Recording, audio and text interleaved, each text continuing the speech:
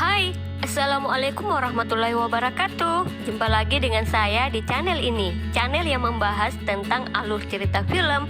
Kali ini saya akan membahas film India. Setelah kemarin kita bahas seputar film sejarah.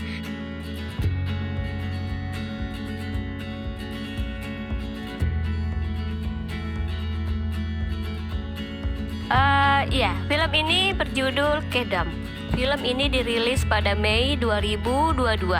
Film ini menceritakan tentang seorang wanita pakar keamanan cyber yang membongkar praktek kejahatan dan pembunuhan setelah ia meretas ponsel pria yang sering menerornya dan ayahnya. Seperti apakah alur ceritanya? Tanpa berlama-lama lagi, mari kita bahas ceritanya. Film ini dimulai dengan seorang pria bernama Santos yang sedang mengendarai mobilnya di malam hari. Lalu tiba-tiba mobilnya dipepet oleh dua orang yang tak dikenal. Mereka melemparkan telur ke kaca depan mobil Santos. Kedua pria itu juga menebarkan paku di jalan yang membuat ban mobil Santos pecah dan harus menepi ke pinggir jalan. Santos pun turun dari mobil dengan memegang pisau, tapi kedua pria tadi sudah melarikan diri. Dan tiba-tiba kepala bagian belakang Santos dipukul oleh dua orang pria yang berbeda yang menggunakan penutup wajah. Kedua pria tersebut lalu turun dari motor dan menggeledah mobil Santos, dan mereka seperti menemukan barang yang sedang mereka cari. Setelah itu, satu dari dua pria tadi memukuli Santos dengan kunci besi hingga tewas. Lalu mereka pun pergi dari sana. Scene berpindah ke seorang wanita bernama Radhika Balan yang bekerja di perusahaan keamanan cyber dan sedang melakukan presentasi di depan klien. Klien mereka tiba-tiba memotong presentasi Radhika dan memintanya duduk. Klien itu rupanya mengatakan jika ia sudah membicarakannya dengan Vijay kalau kedatangannya ke sana karena memiliki masalah pribadi, yaitu perceraian, dan membutuhkan bantuan Radhika untuk mengatasinya karena dia merasa telah ditipu dan diperas oleh istrinya, dikarenakan ia meminta setengah dari kekayaannya di dalam perceraiannya. Klien itu merasa kalau istrinya telah berselingkuh, akan tetapi ia tidak memiliki bukti apapun. Karena itulah ia meminta Radhika untuk meretas ponsel, email, dan media sosial istrinya untuk mendapatkan bukti perselingkuhan istrinya dan menghentikan pemerasan tersebut. Tapi meskipun akan dibayar dengan jumlah yang besar, namun Radhika menolak melakukannya karena menurutnya hak privasi semua orang itu dilindungi hukum. Dan jika ia melakukannya, maka itu menjadi pekerjaan yang ilegal. Vijay mencoba membujuknya, tetapi Radhika tetap menolak melakukannya dan membuat Vijay tidak bisa berkata apa-apa lagi. Radhika hanya tinggal bersama ayahnya yang sangat menyayanginya. Ayahnya bernama Balan, seorang pensiunan jaksa. Saat di rumahnya, Radhika melihat berita tentang pembunuhan Santos di TV. Scene berpindah diperlihatkan pria yang baru saja turun dari bajai. Sebut saja dia Pak Utang ya, dengan dua anak buahnya yaitu Aji dan Biju di tempat pengepulan besi tua. Dan di sana juga terlihat sebuah motor yang sama dengan motor yang digunakan pelaku pembunuhan Santos. Dan tidak lama kemudian datang anak buah Pautang yang lain yaitu Zam. Dan di dalam sudah ada pria bernama Mutu yang sedang meleburkan barang yang mereka temukan di mobil Santos. Dan kelima orang tersebutlah yang rupanya menjadi pelaku pembunuhan Santos yang merupakan teman mereka sendiri. Karena Santos telah mengkhianati mereka demi kepentingan pribadi. Sebelum pergi ke kantor, ayah Radhika menyuruhnya untuk mengirimkan alamat kepada teknis yang akan memperbaiki kulkas mereka. Dan di kantor Radhika memiliki nomor teknisi yang akan ke rumahnya. Dan saat ia menghubungi nomor tersebut, ternyata itu nomor Biju. Mendengar suara wanita di telepon, Biju justru menggodanya, dan itu membuat Radhika mematikan teleponnya. Sedangkan Biju justru menyimpan nomor Radhika, lalu terlihat Rutan mendatangi kantor polisi untuk menanyakan perkembangan kasus istrinya yang melarikan diri dengan seorang pria. Dan sudah 13 tahun lamanya masih belum ada perkembangan. Ditambah lagi, kepala polisi di kantor itu sudah berganti. Dan itu membuat Utang sangat khawatir kalau kasusnya tidak berlanjut. Kepala polisi saat ini adalah CEA Charles yang ternyata mengenal Radhika dan ayahnya. Malam harinya, Biju mencari tahu nomor telepon dari Radhika dan mereka pun menemukan profil Radhika di Facebook. Lalu Biju kembali menelpon Radhika dan saat diangkat, Biju pun kembali menggoda Radhika dengan memanggilnya sayang. Mendengar hal itu, Radhika pun langsung mematikan dan memblokir nomor Biju. Namun Biju memiliki banyak nomor, ia pun kembali mengganti SIM-nya dan kembali menelpon Radhika. Bahkan di malam hari berikutnya pun Biju kembali melakukan hal yang sama pada Radhika. Dan membuat Radhika marah dan mengancam akan melamporkannya pada kepolisian. Mendengar ancaman Radhika, Biju malah semakin tertantang. Waduh, dasar penjahat. Bahkan saat Radhika di kantor, Biju mengirimkan beberapa video porno kepadanya. Dan Radhika pun langsung membuat laporan ke kantor polisi. Dan besoknya saat Radhika dan ayahnya datang ke kantor polisi, ternyata di sana juga ada Zam dan Mutu di depan kantor polisi. Karena polisi sudah menemukan pelakunya, yaitu Biju.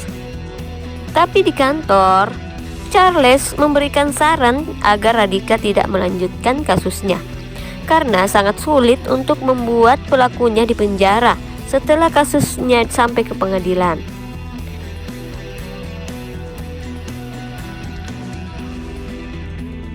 Karena mereka tidak memiliki bukti kalau ponsel itu bersama Biju saat mengirim pesan.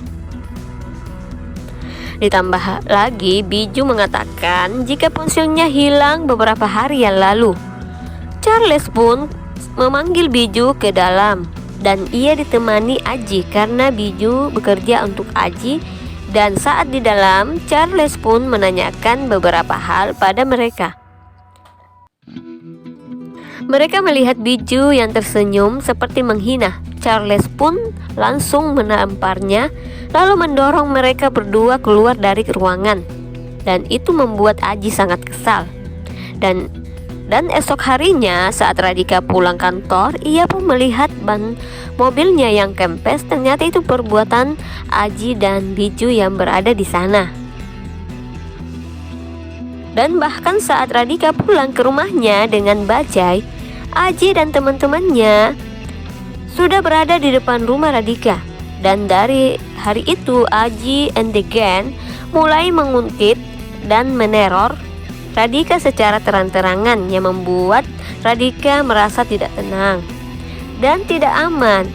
Bahkan malam hari saat Balan sedang menjemput Radhika, tiba-tiba seorang wanita PSK masuk ke mobilnya dan mengatakan jika Balan yang memanggilnya. Dan itu juga perbuatan Aji and the gang. Aji lalu memanggil orang-orang sekitar dan mengatakan jika Balan menyewa seorang PSK dan menyuruh orang-orang di sana untuk mengambil gambar dan merekam kejadian tersebut. Dan itu hanya untuk mempermalukan Balan. Hingga akhirnya Radhika datang dan mengeluarkan wanita itu dari mobil lalu pergi dari sana. Karena kejadian itu, Balan terlihat sangat terpukul dan sangat khawatir dengan keselamatan putrinya. Sedangkan Radhika ingin membalas perbuatan mereka dan ia pun meminta bantuan Vijay dan meminta izin karena ia ingin meretas ponsel Biju untuk menghancurkan privasi mereka. Meskipun melanggar hukum, namun ia akan tetap melakukannya. Karena jika ia tidak melakukannya, mungkin akan ada korban lain yang mengalami hal yang sama dengannya. Dan setelah mendapat izin dari Vijay, Radhika mulai melancarkan aksinya dengan mengirim beberapa video porno ke nomor Biju. Biju yang senang lalu mengirimkan video itu ke nomor Zam dan Mutu, dan itu membuat akses peretasan dimulai. Radhika pun lalu menghubungi Charles dan memberitahukan informasi tersebut kalau penerbangan dari Sharjah akan mendarat dengan membawa obat-obatan terlarang atau semacamnya. Charles dan anak buahnya Ashraf langsung ke bandara untuk memeriksa. Sedangkan Radhika melacak posisi dari nomor Biju dan terlihat Biju berada di depan bandara dengan mobil. Namun Charles tidak menemukan obat-obatan terlarang tersebut atau semacamnya. Dari penerbangan itu, ia pun memberitahukannya pada Radhika dan menyuruh Radhika memeriksa kembali informasinya. Lalu Radhika pun kembali memeriksa foto dari ponsel Biju dan menemukan foto seorang pria yang dimana lokasi fotonya berada di bandara saja. Dan Radhika pun mengirimkan foto pria tersebut pada Charles dan meminta Charles untuk memeriksanya. Di luar, Biju pun ternyata sudah menunggu dengan melihat foto wajah pria yang sama di ponselnya. Charles pun kembali memeriksa dan menemukan pria yang sama dengan yang difoto. Dan barang yang mereka temukan ternyata seperti pasta emas ilegal dioleskan di celana. Sedangkan Biju mendapat telepon dari yang menyuruhnya untuk pergi dari sana. Lalu Charles menghubungi Radhika dan mengatakan jika informasinya benar, dan itu membuat Radhika sangat senang. Utang mendapat tekanan dari bosnya yang menganggap salah satu dari mereka yang membocorkan informasi tersebut, dan itu membuat Aji dan Biju marah dan kembali mengungkit masalah pembunuhan Santos. Utang pun marah dan menyuruh Biju diam. Utang juga mengatakan kalau mereka bisa saja mengalami hal yang sama seperti Santos dalam pekerjaan ini. Dan esok harinya Zan memesankan headset untuk Mutu lewat online. Dan notifikasi pemesanan itu juga masuk ke laptop Radhika. Radhika lalu menyalakan kamera ponsel Biju dari laptopnya dan mendengarkan pembicaraan mereka.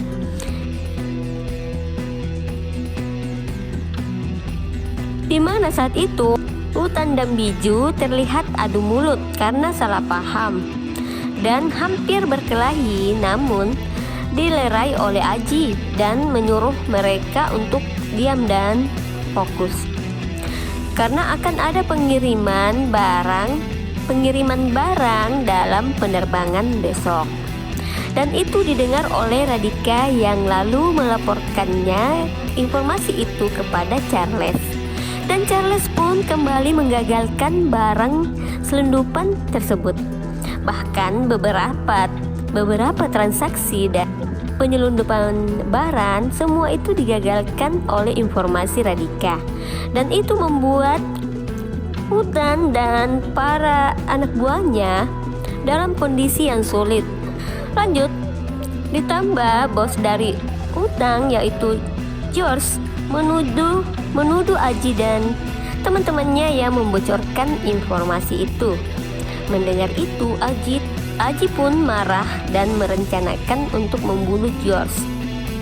Kalau jika tidak, mungkin mereka akan mengalami nasib yang sama dengan Santos. Lalu Biju pun memutar kembali rekaman di ponselnya saat George memerintahkan mereka untuk membunuh Santos. Dan pembicaraan mereka ternyata juga didengar oleh Radhika yang terlihat kaget. Esok harinya Radhika memberikan laptopnya kepada Charles dan melaporkan tentang apa yang ia dengar. Kalau seorang bernama George yang memerintahkan pembunuhan terhadap Santos. Sedangkan di luar, Utang yang datang untuk menanyakan perkembangan kasus istrinya mengetahui dari polisi kalau Radhika memberikan bukti pesan suara atau video tentang pembunuhan Santos. Utang panik lalu mendatangi Aji dan memberitahukannya. Utang pun menyuruh mereka untuk bersembunyi sementara waktu.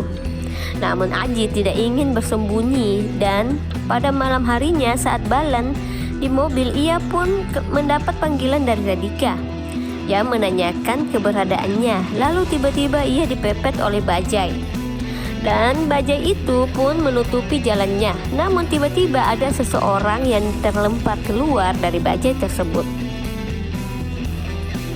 Dan saat Balan keluar untuk memeriksa, ia tidak menemukan siapa-siapa di sana. Dan Balan pun kembali masuk ke mobil dan menelepon Radhika. Namun nomornya sudah tidak aktif, membuat Balan panik dan cemas. Dan saat ia tiba di rumah, ia pun menemukan rumah yang sudah berantakan dan Radhika tidak ada di rumah. Balan langsung melaporkan kepada Charles dan polisi langsung bergerak cepat. Tapi Ashraf mengatakan jika Aji dan kawanannya sudah menutup tokonya dan melarikan diri dengan mobil Utang.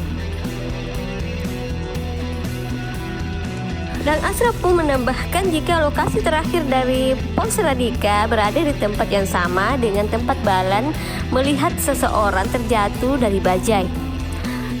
Dan kita diperlihatkan nih kembali ketika Radhika menelpon ayahnya. Saat itu ternyata Radhika telah diculik Aji and the Gang dan diancam di dalam bajai. Dan seorang yang terlempar dari bajai itu rupanya adalah Radhika. Mereka sengaja melempar Radhika dari bajai agar Radhika terlindas oleh mobil ayahnya sendiri. Namun karena gagal, Utang dan Mutu yang sudah menunggu di sana menarik Radhika dari jalan dan bersembunyi. Charles memerintahkan Ashraf untuk mengirimkan foto wajah pelaku kepada semua polisi yang berpatroli dan melakukan pencarian ke semua tempat. Sedangkan Radhika yang disekap di dalam mobil berhasil mengambil ponsel Aji dengan kakinya lalu menyembunyikannya.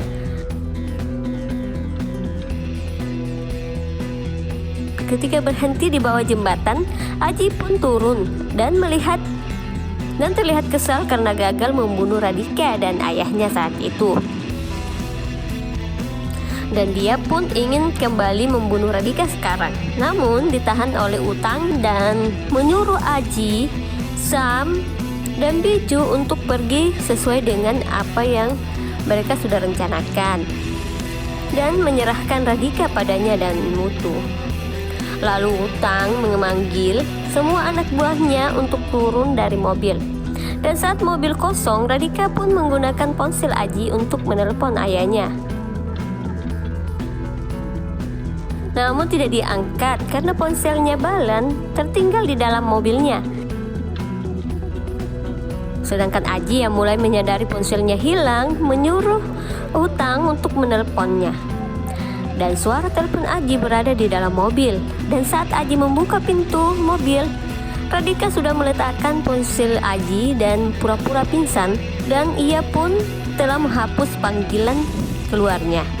Sedangkan di kantor polisi, Vijay datang setelah dihubungi Balan untuk memeriksa laptop Radhika yang berada di kantor polisi.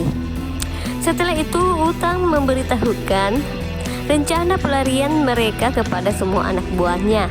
Dan mereka pun berpencar. Ketika Balan akan pulang, ia pun mencari ponselnya di dalam mobilnya dan menemukan sebuah panggilan dari nomor yang tak dikenal beberapa menit yang lalu. Charles pun lalu menyuruh Ashraf untuk memeriksa lokasi dari nomor itu. Sim berpindah, terlihat mobil Utang berhenti di dekat rel kereta api. Dan Utang pun menyuruh Mutu untuk memeriksa tempat tersebut. Di atas mobil, Radhika mencoba membujuk Utang dengan mengatakan pada Utang jika ia mengetahui keberadaan lokasi istrinya dan meminta Utang untuk pergi mencarinya. Tapi bukannya senang, dia justru menampar Radhika. Di kantor, Ashraf mendapatkan lokasi dari nomor tadi yang sudah berada di tempat yang sama dengan lokasi terakhir Radhika, dan nomor tersebut masih aktif. Charles dan polisi langsung mendatangi lokasi handphone Aji. Dan saat mereka sedang memeriksa, tiba-tiba datanglah polisi dan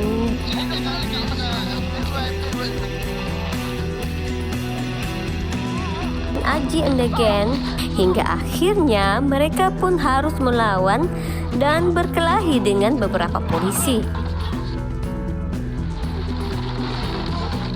Tapi karena polisi sudah mengepung lokasi tersebut, membuat satu persatu dari mereka berhasil dilumpuhkan. Sedangkan Utan dan Mutu membawa Radhika dan menaruhnya di tengah rel kereta api. Dan di saat Utang memberitahukan pada Radhika satu hal yang hanya dia sendiri yang tahu, kalau istrinya sudah mati dan ia sendirilah yang membunuhnya. Mendengar itu, Radhika pun kaget dan mulai ketakutan. Dan di tempat lain, Charles memukuli Aji dan teman-temannya agar mereka memberitahukan keberadaan Radhika. Namun Aji mengatakan kalau Radhika sudah mati. Tetapi Balan tiba-tiba teringat dengan headset Bluetooth yang dipasangkan SIM card oleh Radhika agar bisa diretasnya. Lalu Balan menghubungi Vijay dan memintanya untuk mencari informasi dari SIM card di headset tersebut. Dan headset tersebut adalah headset yang dipesan Sam untuk Mutu. Flashback pun diperlihatkan saat itu Radhika menghubungi kurirnya menggunakan nomor Biju dan meminta kurir tersebut untuk mengantarkan ke kantornya. Di rumah, Radhika menjelaskan pada ayahnya tentang cara kerja SIM card di headset tersebut, di mana ia bisa mendengarkan semua percakapan mereka secara langsung meskipun ponsel mereka tidak aktif sekalipun. Lalu headset itu pun dibungkus kembali dan dikirimkan kepada Mutu. Dan dari sanalah ia mendengar dan mengetahui semua rahasia mereka. Setelah itu Vijay menelpon Charles dan memberitahukan kalau ia telah menerima audio percakapan antara Radhika dan Utang dari headset tersebut, di mana percakapan itu menyebutkan lokasi dari mereka saat ini, dan membuat Aji and the gang kaget dan tak menyangka. Polisi langsung mendatangi lokasi tersebut dan berhasil menyelamatkan Radhika. Radhika pun dibawa ke rumah sakit, sedangkan Utan dan Mutu berhasil ditangkap. Dan film pun selesai. Itulah pembahasan singkat alur cerita film Kidam, di mana Radhika berhasil membongkar pembunuhan dan penyelundupan obat-obatan terlarang atau semacamnya saat meretas ponsel orang yang menerornya. Dan penjahat itu pun kena batunya ya guys, karena sudah salah mengganggu wanita yang ternyata seorang hacker. Sekian dulu pembahasan alur cerita film kali ini, dan nantikan video selanjutnya ya. Dan terima kasih sudah menonton. Semoga Anda semua diberi kesehatan dan ditambahkan rezekinya. Dan sampai jumpa di alur cerita film berikutnya. Wassalamualaikum.